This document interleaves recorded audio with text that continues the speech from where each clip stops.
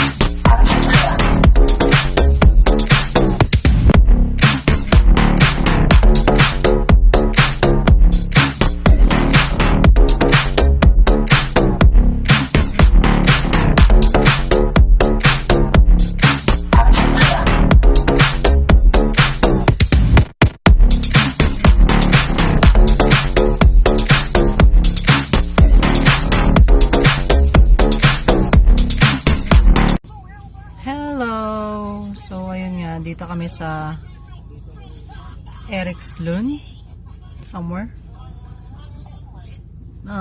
Yun nga. Nagpagasolina muna kami. Pero mga 2.5 hours malapit na kami sa aming destination, Åre. Mga 204 kilometers ata yun. Google nyo na lang. Mga pagod na kami. It's 4 p.m. So, sa nakikita nyo, madilim ang paligid. Ayun si ate. Pagasolina muna sila. 2 p.m. pa lang dumidilim na dito. So, ayun. Parang akala mo gabi na. Winter time ko, no? Dun sa area namin sa Solitelio, walang ka-snow, puro ulan. Pero dito may mga nakikita na kaming mga yellow, mga konting snow.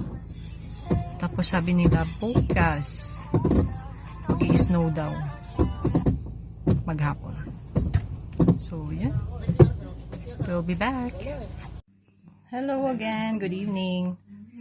Alas 8 na ng it's 20:23 p.m.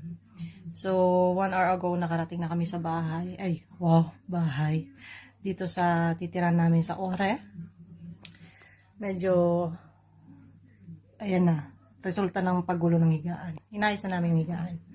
And then, nakapag-dinner na rin kami.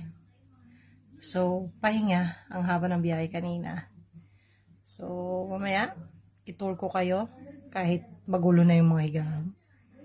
So, see ya!